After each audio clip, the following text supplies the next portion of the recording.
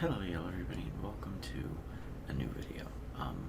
Now that Christmas is finally done and I finally have time, I'm going to do a video, and because it's almost the end of the year and there's no more games coming out that I'm interested in, I'm going to do a video that's probably not going to be too long, but fun nonetheless.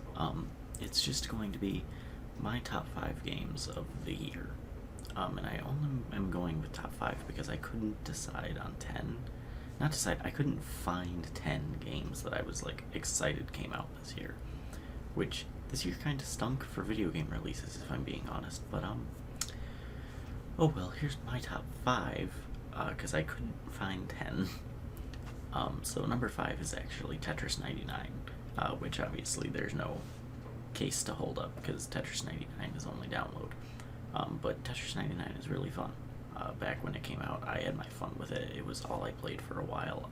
It reignited and like, I guess, ignited a love for Tetris in me that I didn't know I had, because I never really played Tetris that much before.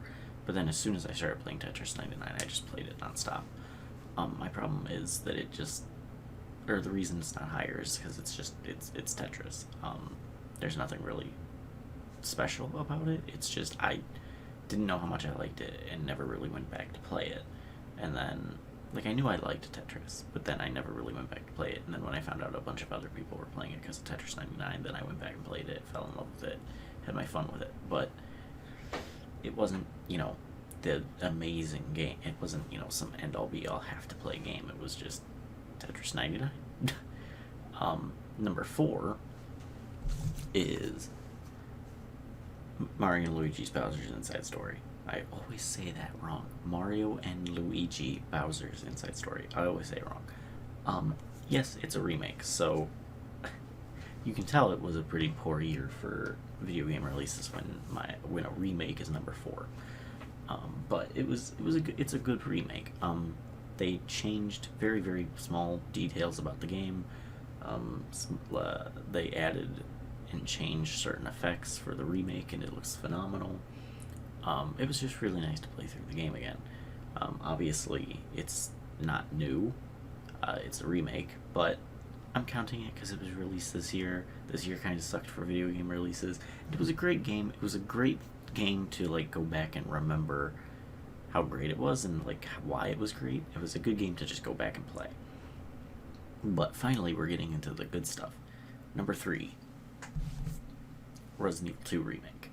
This is new. Obviously, that came out this year because this is this year. Great game. It's phenomenal. Great Resident Evil game. Great horror game. Great action-y game. It has good mechanics. It's just there's not a lot of enemies because it's a horror game. But Capcom did amazingly with remaking it. And as of this video, they've announced Resident Evil 3 remake, and oh man, I am so excited. I'm going to assume that it's going to play similarly to that, and I am excited because obviously this is on my top 5 list, and it was good. I cannot wait to see Resident Evil 3, but Resident Evil 2 is number 3. Number 2, and before I get to number 2, I actually argued with myself. Number 2 is technically number 1 if we're just going off of sheer amazement factor, but I decided to go off of enjoyment factor. I enjoyed both of these games hugely, and I love them both. But number 1 is predominantly because I enjoyed it more than I do number 2, but number 2 is... it's an experience. So number 2 is Death Stranding. Hideo Kojima's Death Stranding finally was released this year. It was number 1. It was number 1 originally, but it's number 2. Mainly because I love the game, I adore it, and I did have fun playing it, but it's not hugely fun to play. It's more that I just enjoyed the gameplay. It's not really that fun to play, though. And I decided that I wanted to base my number one off of more enjoyment factor than, like, awe, I guess, is the word that I'm going to go with. So Death Stranding is number one in terms of, like, shock, like, how amazed I was by it. But number one in terms of enjoyment value is Bloodstained Ritual of the Night. Bloodstained, Curse the Moon, and Ritual of the Night. Both of them are number one. Both are phenomenal games. I love both of them so much. Again, Death Stranding is number one if I'm going off of which game awed me the most or, like, impressed me the most over the year. Death Stranding easily. But in terms of a game that I think tons of people could pick up and enjoy,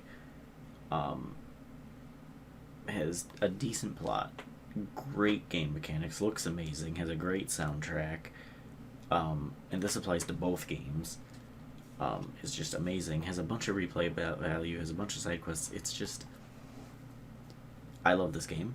I'm going to review it soon, but this is my number one game of the year. Honestly, I love it.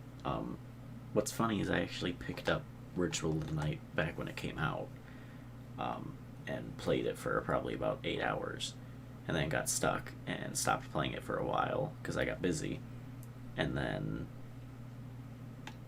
started playing it the other day, or like 3 weeks ago. Yeah, the other day. Almost dropped it. But I started playing it, like 3 weeks ago, and fell in love. And I just started playing it a ton, like 3 weeks ago. So, but fell in love with it. And then yesterday or the day before, I picked up Curse of the Moon, and it's so good. Both of them are so good. Both of them have great soundtracks. The story is there. Again, Death Stranding has the better story, but its story is serviceable. The gameplay is amazing, and this game looks great. Every time I play it, I notice like a different detail in the background or something. But number one game of the year. I love this game so much. So, I hope everybody enjoyed. If you did, please let me know. If you do have a list, what is your top 5 or top 10 list of favorite games this year? And I'll see everybody in the next video.